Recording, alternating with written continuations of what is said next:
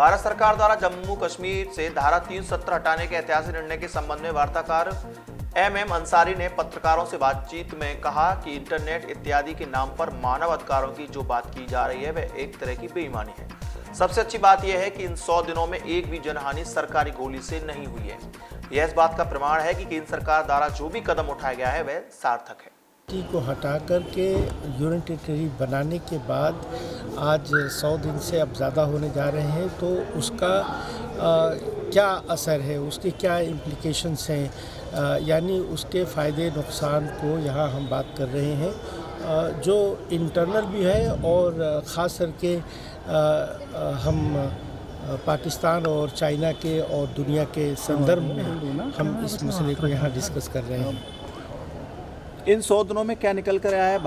भारत सरकार की जिस तरह विपक्षी पार्टियों ने मुद्दा बनाया था, यूपी का एक सांसदों का दल आया जिसने कश्मीर का दौरा किया, जबकि स्थानीय सांसदों को नहीं मिल पाया मौका, तो इन सब चीज़ को लेकर क्या अब तक अवलोकन हुआ सरकार का? देखिए, अभी तो हम इनाग्रल सेशन में ही बात कर रहे हैं और अब तक जो बात निकल करके आई है कि 100 दिनों में वहाँ पे अभी पार्शियल लॉकडाउन तो है ही और इंटरनेट वगैरह बंद है, जिसकी वजह से जो सोशल इकोनॉमिक एक्टिविटीज़ हैं उसके ऊपर उसका बुरा असर पड़ा है। और अभी कुछ दिन पहले वहाँ के इंडस्ट्री और बिजनेस ऑर्गेनाइजेशन ने बताया कि 10,000 करोड़ से ज़्यादा का नुकसान हो चुका है, इसलिए कि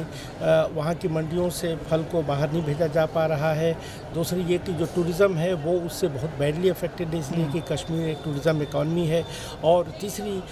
जो बात है वो ये कि वहाँ की लॉ एंड ऑर्डर सिचुएशन में जो मिलिटेंसी में जो कमी आनी चाहिए थी वो अब तक 100 दिनों में ऐसी कोई दिखाई नहीं दे रही, इसलिए कि हर रोज़ कहीं ना कहीं किसी न किसी तरह की कोई झड़प होती है जिसमें कोई सिविलियन या हमारी सिक्योरिटी फोर्सेस के लोग या जो बाहर से जो लेबरर्स वहाँ गए हैं उनका जान का हनन हो रहा है। तो कहने का मतलब ये कि अगर हम इंटरनली अगर हम देखें तो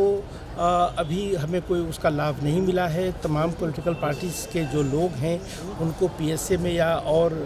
बातों में और किसी बिना किसी चार्ज के उनको हाउस अरेस्ट में रखा गया है। तो हम ये देख रहे हैं कि ना तो कोई वहाँ पे इकोनॉमिक प्रोसेस में कोई हमें बढ़ोतरी मिली है, ना तो पीस है वहाँ पे, और ना डेवलपमेंट के नाम पे, विकास के नाम पे वहाँ पे कुछ हो रहा है। जबकि सरकार ने ये खुल कर के कहा था कि 370 और 35A को हटाने के बाद वहाँ पे विकास होगा,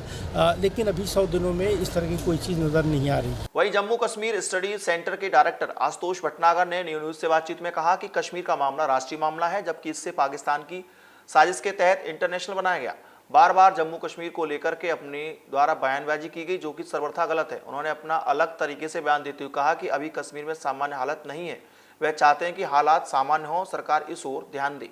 अंदर और देश के बाहर इसका क्या असर हुआ है, इसको लेकर ये सेमिनार का आयोजन किया गया है। हालांकि भारत का स्टैंड इस पर ऐसा है कि ये उसका आंतरिक मामला है और इसमें बाहरी किसी भी पक्ष की दखल की ज़रूरत नहीं है, और एक देश के नाते उसने ये स्टैंड लिया है, सारी दुनिया को इसको सूचित भी किया है। इसलिए जिन देशों ने उसके मामले में हस्तक्षेप करने का प्रयास भी किया था उसको भारत ने यही उत्तर दिया है। स्थानीय स्तर पर जम्मू कश्मीर राज्य में उसका विभाजन हुआ है और 2 यूटी बनाए गए हैं। उसके कारण जो प्रशासनिक व्यवस्थाएँ नई बनेंगी उसके वहाँ लाभ और हानि होंगे, उसका क्या आकलन हो सकता है, इसका विचार यहाँ पर किया जाएगा। अंतर्राष्ट्रीय पहलुओं पर चिंतन होगा और इसके अलावा वहाँ की जो परिस्थितियाँ और जो समस्या जिसको हम कहकर संबोधित करते रहे 70 साल तक, उससे बाहर आने के लिए वहाँ की परिस्थितियों का वास्तविक विश्लेषण और उस विश्लेषण के आधार पर आगे की दिशा तय करने का काम यहाँ होगा। शिक्षार्थी, शिक्षक ये मिलकर इस पर चिंतन करेंगे, चर्चा करेंगे और अपने अकादमिक प्रयासों के माध्यम से सरकार तक ये जानकारी पहुंचेगी और सरकार के लिए हो सकता है कि वो उपयोगी हो, उसको लाभान्वित करने वाली हो और देश के लिए आगे की दिशा तय करने में इसका एक महत्वपूर्ण योगदान।